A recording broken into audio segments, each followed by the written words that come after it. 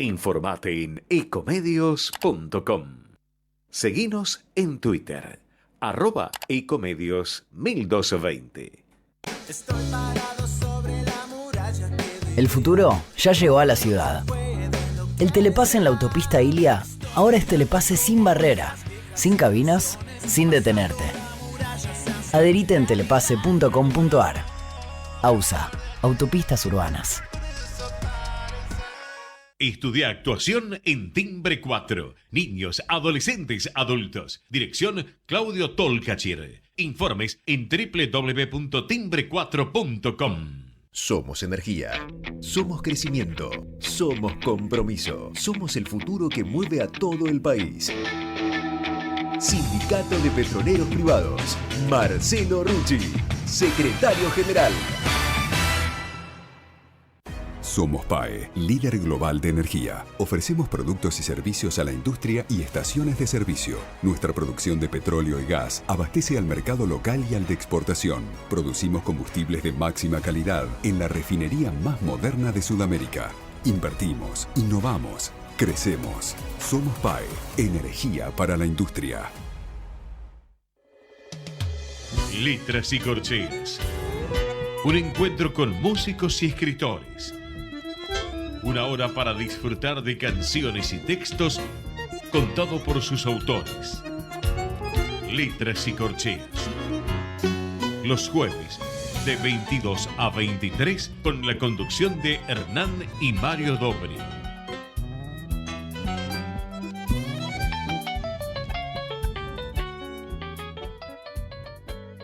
Buenas noches, bienvenidos a una nueva emisión de Letras y Corcheas.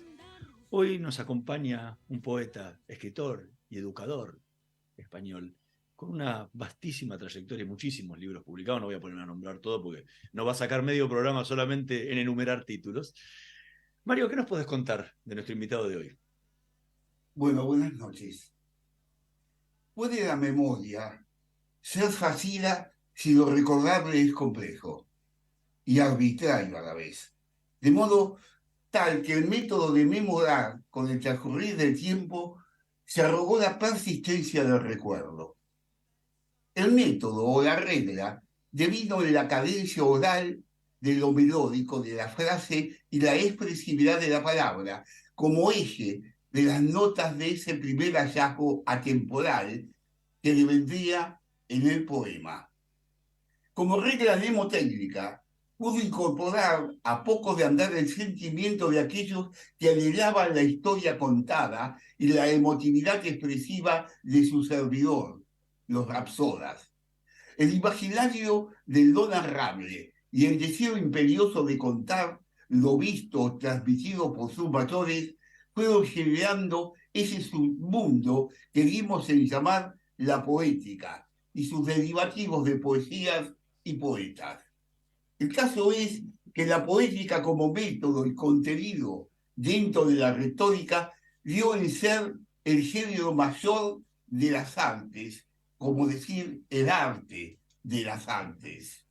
Aflora hoy en la poesía el complejo plano de sintetizar las vivencias múltiples de la introspección humana y el correlato vivencial y crítico de su entorno.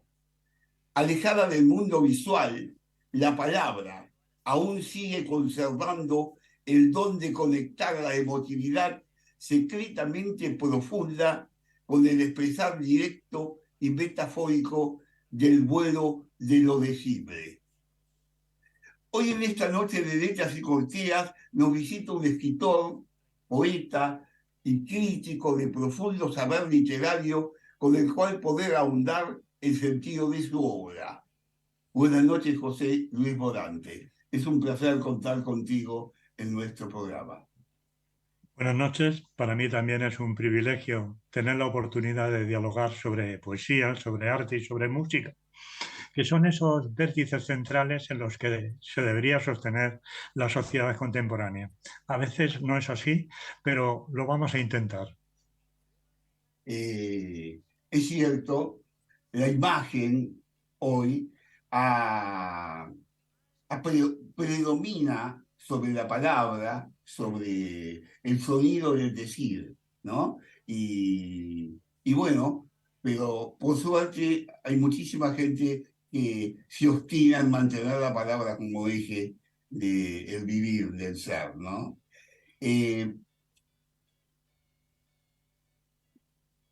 Tu poesía, tu sentir poético, es parte de una acción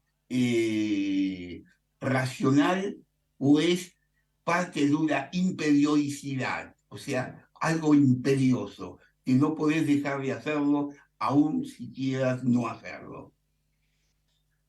Yo creo que cumplir años te deja que las certezas tengan erosiones, ¿no? Quizá cuando fuera más joven y me hubieran preguntado por cómo es el escritor, cómo es la poesía, si la poesía es un salto al vacío o la poesía es un elemento racional, no hubiera sabido qué decir, ¿no? Ahora tampoco, ¿no? Ahora tampoco, por fortuna. Pero yo desconfío mucho de las personas que no miran lo real y miran hacia el suelo, ¿no? A mí la palabra me ha parecido siempre un elemento para compartir y por tanto los poetas inspirados en una deidad interior quizás están un poco lejos de mi forma de concebir lo diario, ¿no? Eso no significa que el poeta sea un hombre prosaico que lo que hace es sumar palabras como el que suma un balance contable, ¿no? Pero es verdad que a mí sí que me gusta que junto a la inspiración esté el trabajo del poeta, esté la lectura, ¿no? Soy un poeta de lecturas, ¿no? Recuerdo siempre a Jorge Luis Borges, que ha tenido una importancia enorme en nuestra generación, ¿no? Que otros se jacten de los que han escrito, ¿no? Yo soy un lector. ¿Un lector de qué? Nombraste, ¿Un lector de qué? ¿Qué es lo que te gusta leer? ¿Y qué, Yo creo y qué lectura es la que te inspira? sí, yo creo que hay dos elementos claves que a mí me resultan absolutamente imprescindibles en una biblioteca tan hermosa como la que tú tienes detrás, ¿no? Que es el ensayo, por un lado, que es el pensamiento, la constatación del pensamiento, y la poesía. Yo creo que son los dos géneros en los que se basa mi formación cultural, ¿no? Leo mucho menos novelas, leo mucho menos relatos y solo esporádicamente creo que la ficción ocupa mi tiempo. Me gusta más el pensamiento, aunque ahora mismo he descubierto hace una década o así un género que une poesía y pensamiento a la vez, que son los aforismos, ¿no? Los aforismos son esas píldoras verbales que permiten condensar la sabiduría en muy pocas palabras, ¿no? antes nombrabas a Jorge Luis Borges, o sea, que tuve la suerte de conocerlo personalmente.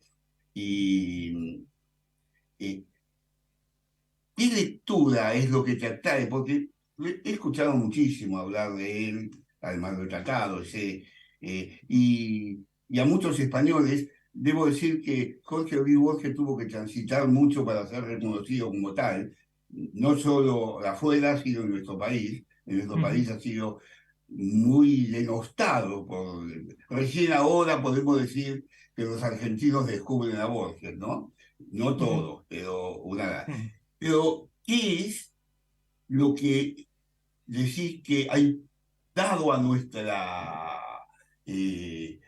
castellano, a nuestra poesía, a nuestro sentir literario? ¿Dónde está el eje de Yo creo Borges? que Jorge Luis Borges es un universo verbal. Es una galaxia, ¿no? Si yo tuviera que elegir, Mario, una sola cosa de Borges y buscara otros rincones expresivos de lo que ya han dicho mis colegas, a mí me encantan los prólogos de Borges. Esa sensación tan hermosa que es resumir los afectos hacia un escritor o resumir los méritos de un libro en menos de un folio. Borges lo hacía maravillosamente. Luego hay otras partes de Jorge Luis Borges que me gustan mucho. Los relatos por ejemplo, me parecen magníficos. Los cuentos, los microcuentos de Borges eran excelentes. Y también me gustaba mucho de Borges su conversación. A veces decía absolutas perogrulladas, ¿no? A veces tenía unos juicios de valor tan severos que le provocaban reacciones adversas y que la gente viera al escritor como un pedante, ¿no? Por ejemplo, yo admiro profundamente a Antonio Machado, ¿no? Y recuerdo una definición de Borges sobre Antonio Machado que nos desarmó a todos. Alguien le preguntó por la poesía de Antonio Machado y Borges contestó: ah, sí, ese poeta, el hermano de Manuel. O sea, como un personaje secundario ahí arrimado en la biografía personal de otro poeta que era Manuel Machado, ¿no? Yo creo que entre los dos va una diferencia abismal a favor de Antonio Machado. Y luego estuvo la guerra civil que, como sabes, rompió el clima de convivencia del país y estuvieron los dos en bandos muy distintos, ¿no? Antonio Machado tuvo una implicación directa en la República y Manuel Machado estuvo con el fascismo de Franco. Entonces, ahí es muy difícil liberar a los dos de esa línea imaginaria de su compromiso público, ¿no? Pero vamos, Borges, incluso cuando no acertaba, como en este caso, también acertaba. Vos sabés que, Recién decías que eras un poeta de lecturas, ¿sí? Cuando uno es un poeta de lecturas, es un poeta que lee de muchísimos lugares y se nutre de un montón de fuentes, pero para crear luego algo personal. ¿Cuál es ese estilo personal? ¿Cómo lo definirías, ese estilo personal tuyo que surge de todas estas lecturas? Bueno, desde muy pronto, desde 1990 que salió mi primer libro, los críticos que comentaron aquella primera entrega que se llamaba Rotonda con estatuas hablaban de un intimismo confidencial, ¿no? Hablaban de una poesía confesional y comprometida. Es decir, ese compromiso del yo con lo público a mí siempre me ha parecido importante, ¿no? La voz del poeta en la historia, no desgajado en su guardilla, aquí hablando con Hernán o con el placer de conocer así a Mario, sino hablando con la gente de la calle, ¿no? Como decía Blas de Otero, el poeta es un elemento fundamental de un patrimonio muy escaso, la palabra. Y la palabra hay que compartirla, ¿no? Estamos conversando con José Luis Morante. Vamos a pedirle que después de todo esto que hablamos de su poesía, de su estilo, de lo que se nutre y todo, si nos puede leer alguna de sus poesías para compartir con los oyentes y que puedan entender un poco de qué es lo que estamos hablando, ¿no? Pues será un placer y si me permites, brevísimamente explico un poco por qué he elegido este poema, ¿no? Okay. Se llama Heterónomos y siempre ha habido una verdadera lucha en la poesía por separar la biografía de la obra. Es decir, por separar el yo personaje del yo real, ¿no? Ahí están las máscaras de Ezra Pound, o están los heterónomos de Fernando Pessoa, o están los distintos personajes que cada uno de los escritores ha ido sembrando en las aceras de la calle, ¿no?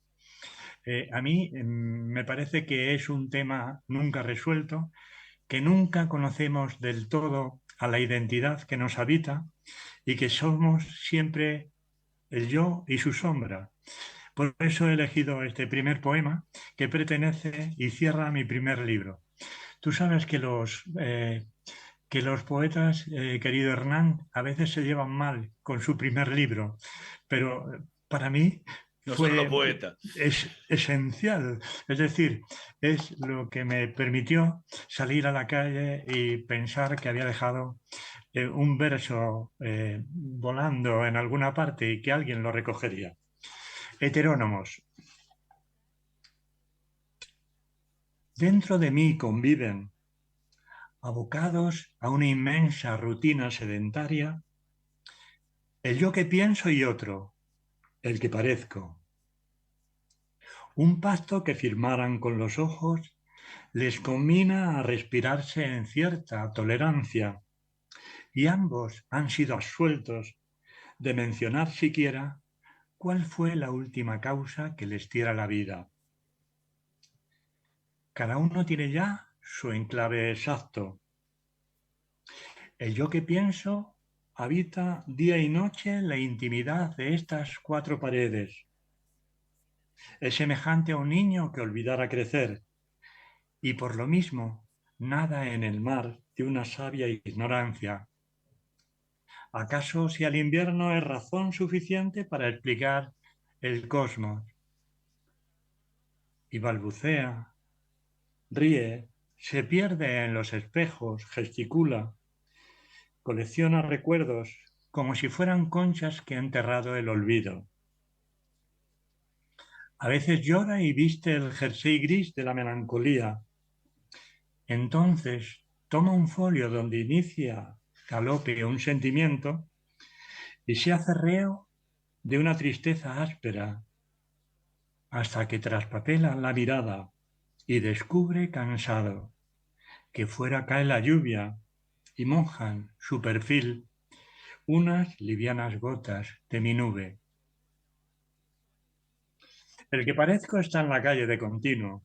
Todos le conocéis, pues con todos comparte ese pan y esta sal que bajo el brazo trae la vida. Las cotidianas dosis de angustia existencial, trabajo y ruido. Con él tropiezo una tarde cualquiera, al doblar una esquina, y tras justificarme torpemente, hay la puerta abierta y me aburría, me despido gozoso y luego marcho, el paso lento, sepultadas las manos en los amplios bolsillos del vaquero, a ver sin más el mundo por mis ojos. Mientras leías, repasaba tus palabras y me hacía recordar cuando estudiaba física, estaba en la facultad, y uno mira el afuera, y de afuera se ve, pero uno después recapacita internamente qué es lo que veo, y quiere meterse atrás de todo eso para descubrir eso que no se ve y que se muestra. Y así sentí que éramos nosotros, como decías vos, el que se muestra y el que internamente elabora el pensamiento de lo que es ese universo que uno desconoce, que es el ser propio, y el que es más difícil y que tarda toda una vida en conocerse. Excelente lectura, querido Mario. Comparto plenamente esa filosofía que acabas de enunciar. Yo creo que la gran lucha del ser humano, la gran lucha del poeta, es ser coherente consigo mismo. Hay un momento en la vida del poeta que tiene cierta necesidad de reconocimiento público, ¿no? Pero la edad amansa, la edad apacigua el paso y la edad sabe que lo verdaderamente importante es que el extraño interior y la persona que somos para los demás se muestren con entereza, tal cual son, con sus errores, con sus defectos, pero también con esa voluntad de aprender cada día, ¿no? El aprendizaje existencial es el que nos hace al final de nuestra vida decir, mereció la pena, al menos lo intenté. Sí. Ahora, recién hablabas de tratar de separar la biografía de cuando uno escribe, ¿no? Y Borges justamente decía lo contrario, de que uno escribe con su biografía, uno escribe con sus vivencias, con lo que siente y con lo que le pasa, ¿no? Y digo, ¿es posible poder separar ese yo personal del yo literario? Yo creo que la verdadera dimensión del yo personal se busca, y es una de las razones esenciales, querido Hernán, para la escritura. Yo creo que, no sé si estarás de acuerdo, la palabra se hace necesidad cuando no persigue un mero juego literario, sino sobre todo cuando intenta una búsqueda de conocimiento y de aprendizaje. A partir de ese conocimiento y aprendizaje cobra mucho más sentido, sin duda alguna, la tarea del escritor, ¿no? Y por eso hablé al principio de dos géneros que me parecen la columna vertebral de mi trabajo literario, que son la poesía y el ensayo, ¿no? No dejo fuera a otro tipo de literatura, ¿no? Sino sencillamente que a mí me parece más necesaria para esa labor de autoconocimiento la literatura que está detrás del poema, o la literatura que aspira a entender las razones de causas y efectos que mueven las cosas. José Luis, estoy llevando a Borges como un punto, no por Borges, sino porque la conversación nos llevó a eso. ¿Te ha gustado de Borges los prólogos de Borges? Y estoy en total acuerdo contigo. Me hace recordar ahora el prólogo de un libro bellísimo en donde él escribe su propio libro. Todos los libros de él tienen prólogos de él, ¿no? Donde él describe un encuentro con Lugones, un gran poeta argentino, Sí, sí. y donde le lleva el libro, y él siempre tuvo adoración por Lugones, y Lugones lo lee en una biblioteca, la Biblioteca Nacional, y de ese tiempo lo lee y hace alguna sonrisita como diciendo que acá hay alguna palabrita, algún sentido de lo que yo escribía o era. Y luego vuelve a la realidad y dice, la biblioteca ya no está más en ese lugar, no estaba ya más en ese lugar, está lo otro muy lejano, y Lugones había muerto ya hacía más de 10 años.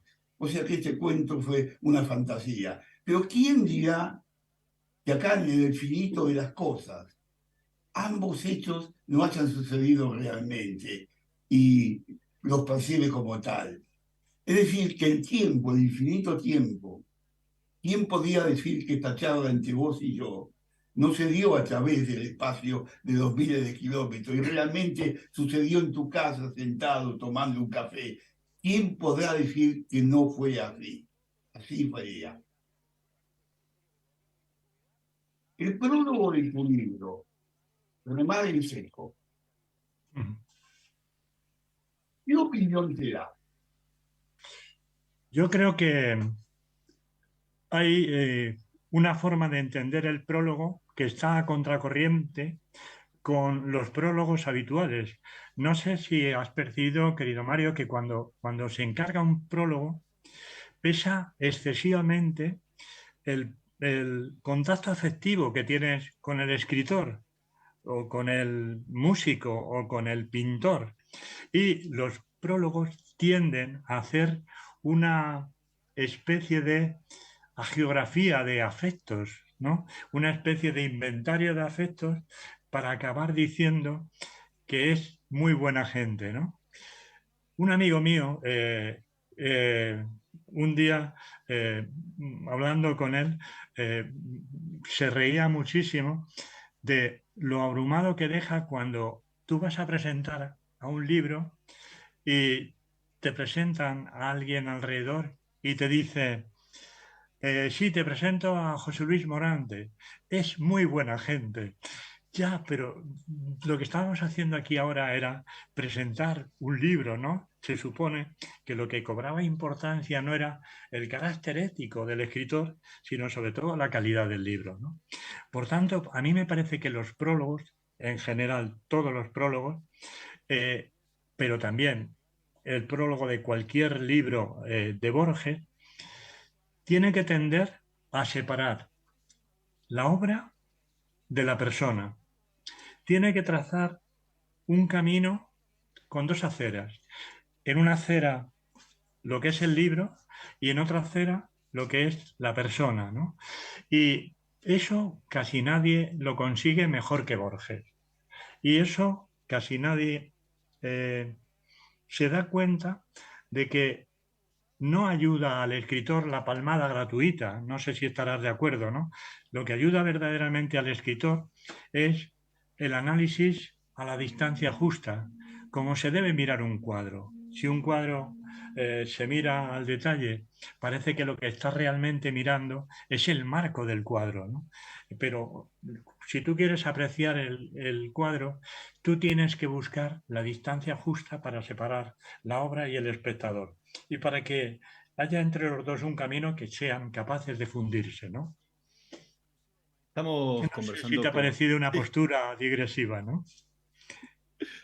Estamos conversando con José Luis Morante. Vamos a hacer una pequeñísima pausa. En un minutito más regresamos con más letras y corcheas. No se vayan. Vamos la radio, somos tu voz. Vamos con Eco, siempre la verdad y la mejor información. ¿Cómo prevenir dengue, zika y chikungunya? Sin criaderos no hay dengue. Limpia tu patio de objetos que acumulen agua. Elimina agua estancada de recipientes. Reemplaza con tierra o arena el agua de tus flores. Tapa los tanques de agua y cisternas. Tira y perfora llantas para que no acumulen agua. Limpia floreros y bebederos. Recordá, sin criaderos no hay dengue. Intendencia Menéndez. ¿Cuándo fue la última vez que te tomaste un respiro para ver un amanecer? Descubriendo lugares distintos que te hacen soñar, emocionar. Lugares que se convierten en felicidad cuando compartís ese momento con amigos. ¿Cuánto hace que no te tomás un respiro para descubrir algo distinto? Catamarca es mucho más que un destino.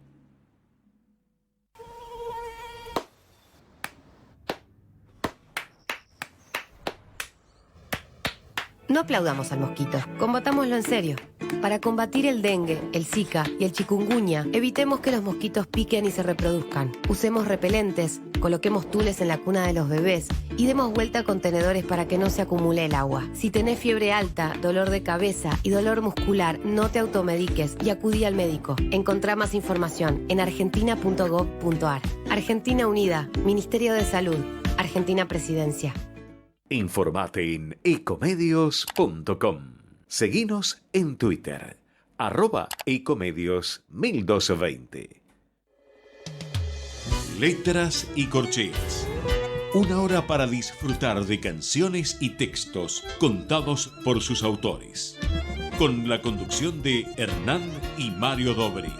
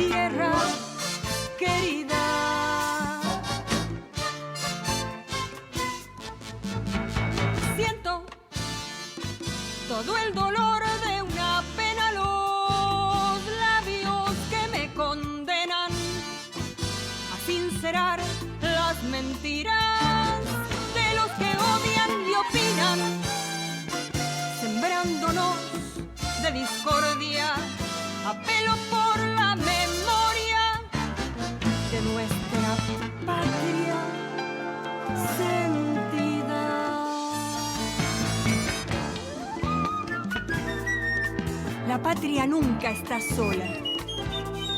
La patria no está dormida. La patria nace por dentro y sufre por quien la olvida.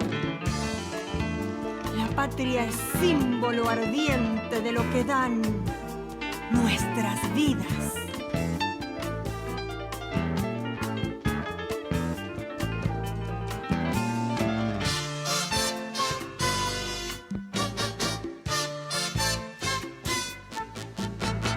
Veo un horizonte teñido por nubarrones que han sido causa de muchos dilemas, tiempo de encender hogueras que abismaron los caminos.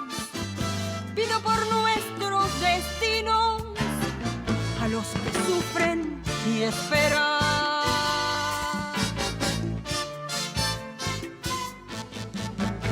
Llevo mi voz al viento encendida, voz, voz, voz que me nace en la herida de un sentimiento quebrado por los tantos postergados que habitan en este suelo.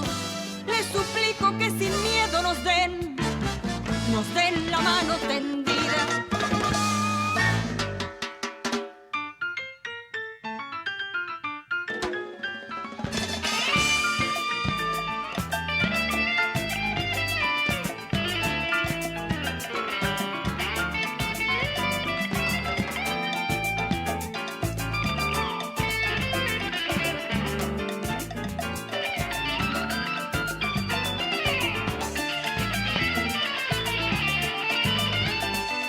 A la gente no le quedan ganas, señor, para saber que tiene de todo un poco y de poco nada, señor. A la gente no le quedan ganas, señor, para saber que tiene de todo un poco y de poco nada, señor. No, no, no, no. A la gente ya no le quedan ganas, señor, para saber que tiene de todo un poco y de poco nada, señor. No, no, no. A la gente no le quedan ganas, señor. A la gente no le quedan ganas, señor. Para saber. A la gente no le quedan ganas, señor. A la gente no le quedan ganas, señor. Para saber. Escuchábamos a Silvia Reyes interpretando Invocación, tema del poeta Mario Dobri, mientras seguimos conversando a la distancia con el poeta José Luis Morante, que vive en España y nos está contando y estamos discutiendo un poco todo este proceso de creación literaria y creación de un poemario, ¿no? Porque recién hablábamos del prólogo. El proceso más allá del prólogo, sino a la hora de tener que escoger esos poemas que van a formar parte de ese poemario y que le va a dar una identidad completa a ese libro. Porque uno a veces escribe, no sé, decenas de poemas, pero caóticamente, o a no ser que trabaje para un tema determinado, ¿no? Entonces escribe sobre uno, pero cuando hay que agruparlo, uno le tiene que dar una entidad. Digo, ¿cómo es ese trabajo tuyo a la hora del armado de ese poemario? Quizá es uno de los trabajos más duros de ese tiempo de llevarle a la imprenta y cerrar el trabajo, ¿no? Porque los poemas van naciendo y van surgiendo con el tiempo y se van escribiendo, luego los repasas, los metes en el cajón, ¿no? Pero aglutinar 40, 50 composiciones y darle una especie de exposición, nudo y desenlace es muy complejo, Hernán. Es verdad que es una tarea difícil y para mí tiene una enorme importancia el primer poema y el poema de cierre, ¿no? Es como si hubiéramos deambulado por una larga conversación, pero que al final se respondiera a la pregunta de arranque, ¿no? ¿Cómo es esto, no? Y que al final hubiera una respuesta, aunque la respuesta fuera una interrogación. Entonces, ese proceso sí que es verdad que es muy complejo. A mí me cuesta escribir mucho tiempo un libro. Suelen ser 3, 4, 5 años, pero en el caso del último libro, Nadar en Seco, pues he tardado casi 10 años en cerrar el libro completamente, ¿no? No porque yo tuviera una inutilidad manifiesta para cerrar el libro, sino porque en ese tiempo han convivido otras parcelas de lo literario como la crítica o como las revistas o las colaboraciones en prensa que son muy áridas y que además necesitan mucho tiempo, ¿no? Pero sí, es verdad que montar, si se me permite esa expresión tan racional, montar un libro en su justa dimensión es un trabajo de enjundia y es un trabajo que necesita músculos y huesos verbales, ¿no? Vos sabés que, José, leyendo detenidamente poema tras poema y analizándolos, porque eso dice de tu libro, lo que pasa es que lo había empezado a leer hace un tiempo cuando me llegó y después ahora empecé a repasarlo nuevamente. Un libro como este no se puede leer una vez, No. hay que leerlo varias veces, porque si no, el contenido no se logra memorizar. Y si no hay memoria de lo que se lee, es difícil razonar sobre lo que se lee, ¿no? Pero en grandes cosas, yo sentí que el libro estaba dividido en dos partes. Vas a saber el libro como tal, yo cuando tomo un libro, lo primero que hago con el libro es olerlo. O sea, agarro, lo respiro para sentir el olor de la tinta, eso me lleva a gratificarme con lo que tiene adentro. Después la tapa, ¿no? Acá la tapa de Nadar en Seco, es una tapa por momentos plácida y por momentos terrorífica, porque alguien mira de oscuras, de espaldas, ¿no? El espacio, pero se cierne una oscuridad de arriba que comienza a aplastar el espacio. Y eso, a mí, personalmente, en mi sentir, lo he sentido como algo que me oprimía, algo que me decía, ojo, ¿no? Luego, cuando lo estaba leyendo, en mi segunda lectura, me di cuenta que el libro tenía una fractura. Es decir, había una primera parte que llegaba hasta un poema que se llama Mudo. Y de Mudo en adelante era otro libro. El primer libro era muy cerrado de sí mismo. Es decir, la poesía para el poema y el poeta metido ahí adentro, que costaba poder leerlo porque hacía falta un juego muy racional para leerlo. No era expansivo. O sea, conozco 500 poemas de memoria, por decir un número. Puedo decirte a Borges, la mitad de Borges de memoria, puedo recitarte la Ilíada de memoria. Pero me costaba hacer memoria de un poema, porque me faltaba el vuelo externo a los primeros poemas. O sea, tenía que meterme en él y ahí quedaba encerrado, no podía salir de él. Pero de Mudo para adelante se da otro libro. Es un libro que ama la palabra, ama el sentido. Del primero, no. Ama la cosa, pero no la palabra. Y a mí la poesía es palabra, es sonido musical, melodía de la sílaba, es todo eso. De Mudo para adelante hay un poeta que se abre. Y cada poema dice algo para que yo lo escuche.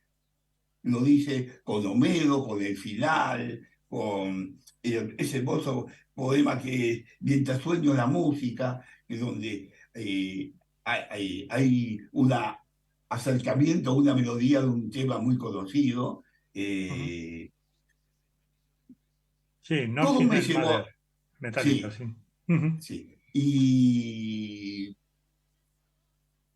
por qué fue eso? O A lo que ver, yo sentí. sí. eh, Rara vez coincide la lectura de un lector anónimo cualquiera con la del propio escritor, ¿no? Date cuenta, querido amigo, que yo llevo conviviendo con ese libro 10 años, ¿no? Entonces, 10 años de matrimonio literario es mucha convivencia, ¿no? Es mucha convivencia incluso para una pareja como la literatura y yo, que llevamos 35 años de casamiento en casa, ¿no? Casamiento en el hogar. Yo creo que puedes tener una lectura diferente al poemario a la que yo tengo, ¿no? Y que también me ha pasado con mis hijas. Antes, al empezar el programa, te comentaba un poco cómo es mi vida personal. En estos últimos 2 años yo he sido abuelo y al ser abuelo dediqué el libro a Asier, a mi primer nieto, ¿no? Entonces, cuando mi hija Irene, si me permites la confidencia, leyó el libro, se quedó un poco decepcionada porque le vio un libro triste y al haberle dedicado el libro a Asier, pensaba que iba a ser un libro celebratorio, ¿no? Pero yo nunca quise hacer un libro triste. En cuanto a la portada, sí que es muy importante reseñarlo porque también lo hemos comentado. La portada se hizo en Puerto Rico y Isla Negra, como editorial, tiene una connotación editorial muy clara y es que siempre que publica un libro, la cubierta la hace un artista diferente. Y es misión del editor, del poeta Carlos Roberto Gómez Veras, el editor de Isla Negra, es misión de él buscar un artista que encaje con un poeta, ¿no? En tu caso lo haces fácil, pero seguramente no es tan fácil, ¿no? Interpretar un libro desde el punto visual de un cuadro no es nada fácil. Sí, es verdad que esa imagen del libro, esa cubierta del libro que tiene un cierto misterio de desolación, refleja bien lo que es la historia de nadar en seco. El título del libro es tremendamente explícito. Vivimos tiempos complejos, todo está cambiando de una manera atroz y es importante adoptar la actitud del superviviente, acostumbrarse también a nadar en seco. Ese es el sentido de la portada. Un espectador que mira fuera y que necesita buscar soluciones para seguir ahí. No sé si queda clara la idea del libro, ¿no? En Totalmente. cuanto a... Sí, No, un brevísimo sí. inciso. En cuanto al libro, hay una mirada social en el libro que también es muy importante refrendarla. Por ejemplo, el poema El Muro está hecho de forma explícita cuando se aprobó la construcción del largo muro entre México y Estados Unidos que dejaba fuera a un montón de gente y que la única salida que tenían era el desierto. El poema Chahuen es uno de los momentos más duros del libro porque habla de las pateras que se traga el mar Mediterráneo, que ha sido siempre un mar cultural y que ahora es el cementerio de muchos sudafricanos, muchos subsaharianos, ¿no? Que vienen a España buscando un mundo mejor. Entonces, esa parte social del libro tiene un peso importante a lo largo del libro, ¿no? Y luego es verdad que la edad te hace ser querido Mario, más reflexivo y por tanto es una poesía más de pensamiento. Es verdad. Estamos conversando con Jesús Luis Morante. Vamos a pedirle un segundo favor. Primero ya tuvimos el atrevimiento en la primera parte, ahora en la segunda parte del programa de pedirle si nos puede compartir otro poema. Alguno. Bueno, De los tantos que has escrito. Sí, si me permites, yo creo que voy a leer un poema que no tenga esa connotación de pesimismo que tienen algunos de mis poemas, ¿no? Hay una premio Nobel que yo amo profundamente, que es Wisława Szymborska. Es una poeta polaca que ha hecho de lo sencillo y de lo cotidiano su herramienta de trabajo.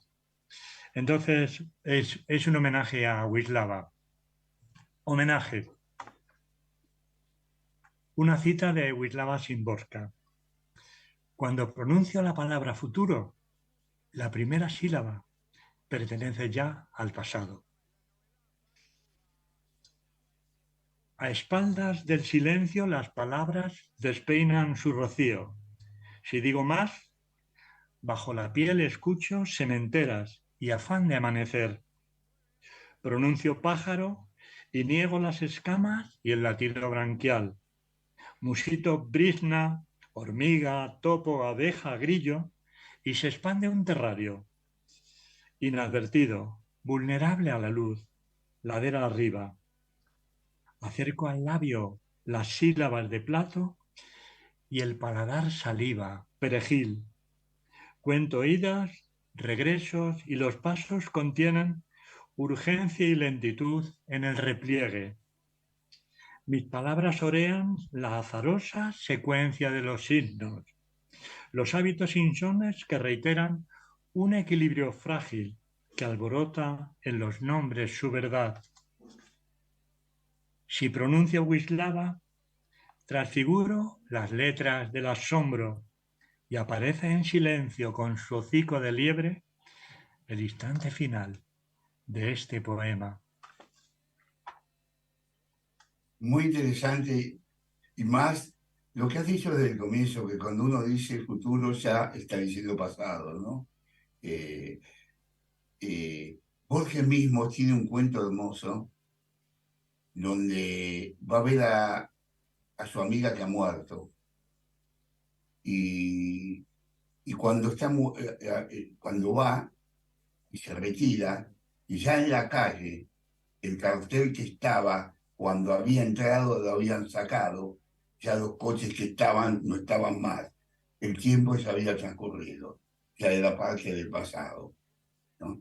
Vos sabés que hay dos aspectos de las cosas humanas que me llaman la atención. En ciencias, en física, uno estudia la historia del universo. Es decir, nosotros vemos las estrellas del espacio, pero vemos todo un espacio muerto, porque ese espacio ya no existe. Fueron miles y millones de años atrás que una estrella lanzó una luz que te llega hoy, ya ni debe estar la estrella siquiera. Es decir, la historia del universo es la historia de su pasado, no del presente. Pero cuando uno habla de la historia humana, no es la historia del pasado, es la construcción del pasado, porque el hombre ha construido su historia.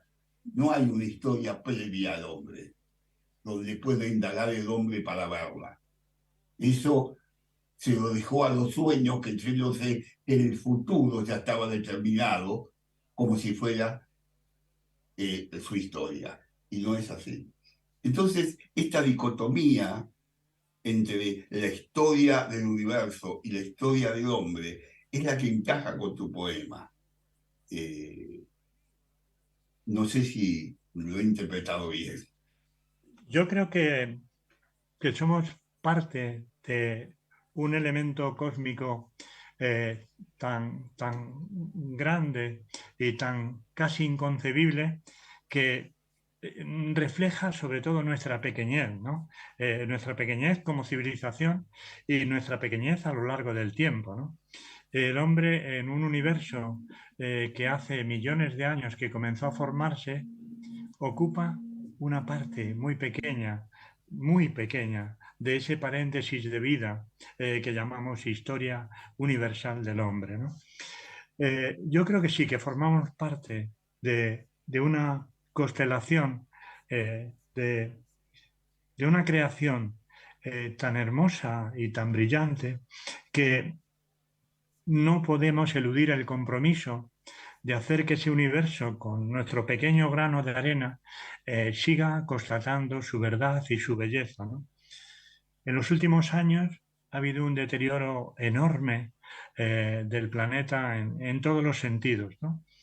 No sé cómo estará ahora el clima de Argentina, pero en España el clima ya no es lo que era, ¿no? Ya no hay unas estaciones de primavera, verano, otoño, invierno, frío en el norte y temperatura mediterránea en el sur. Hoy Bilbao era la ciudad más calurosa de España, pero Bilbao está en el norte, junto al océano Atlántico, en el mar Cantábrico, y por tanto es algo insólito, ¿no? Con esto, querido Mario, quería decir que yo sí me siento parte de esa creación hermosa, yo sí me siento esa pequeña célula que da su voz para que todo esto se siga conservando codo con codo y gracias al esfuerzo de todos, ¿no? Por lo demás, yo creo que la poesía, siempre, por mucho que yo quiera ser un poeta racional, realista, figurativo, tiene sus enigmas que jamás se descubren, ni siquiera después de 35 años de lectura.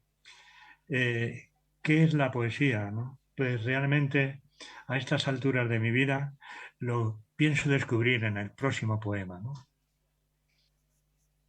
José Luis Morante, muchísimas gracias por habernos acompañado esta noche en Letras y Corcheas. Fue realmente un placer enorme el haber podido conversar contigo, ahondar en tu obra y reflexionar un poco sobre lo que es este mágico mundo de la escritura. Así que muchísimas gracias a nuestra audiencia.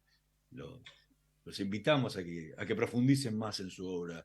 Se puede encontrar bastante todavía en forma digital a la distancia desde la Argentina, pero los invitamos a que disfruten como nosotros de las lecturas que hemos hecho. Pues seguro que será un placer, querido Hernán. Muchísimas gracias por hacer posible este pequeño privilegio personal de hablar con Mario, de hablar contigo y de seguir habitando poesía y amistad. Seguro que será un placer. Nos vemos pronto en España o en Argentina, pero nos vemos. Bueno, muchas gracias, José Luis. Desde que te tuve a mi mira, me ha resultado mi amigo. O sea, me ha apropiado de la amistad sin que supiese y sin que lo intentase. Fue así, ¿no? Como esas cosas de amores a primera vista, ¿no? Pues será un placer y seguro que los dos estaremos conspirando con esa apropiación para que sea más fuerte y que crea una buena raíz. Muchas gracias, Mario. Ha sido un verdadero placer. Nosotros nos vamos a reencontrar la próxima semana en una nueva emisión de Letras y Corcheas. En la operación técnica, Javier Martínez y Gerardo Subirana. Nos vemos la próxima semana. Chao. Gracias. Gracias. Estoy parado sobre la muralla. El futuro ya llegó a la ciudad. El telepase en la autopista Ilia ahora es telepase sin barrera, sin cabinas, sin detenerte. Adherite en telepase.com.ar. AUSA, Autopistas Urbanas. Estudia actuación en Timbre 4. Niños, adolescentes, adultos. Dirección Claudio Tolcachir. Informes en www.timbre4.com. La energía que mueve al país nace del esfuerzo y compromiso de los miles de hombres y mujeres que con coraje ponen el cuerpo a una industria que no para de crecer. Con el compromiso que nos caracteriza, acompañamos a nuestros 26.000 afiliados y a sus familias con servicios e infraestructura de punta. Por eso, construimos clínicas, consultorios, farmacias y centros recreativos en toda la región. Marcelo Rucci, secretario general del Sindicato de Petroleros Privados. Energía que se siente. Somos PAE, líder global de energía. Ofrecemos productos y servicios a la industria y estaciones de servicio. Nuestra producción de petróleo y gas abastece al mercado local y al de exportación. Producimos combustibles de máxima calidad en la refinería más moderna de Sudamérica. Invertimos, innovamos, crecemos. Somos PAE, energía para la industria.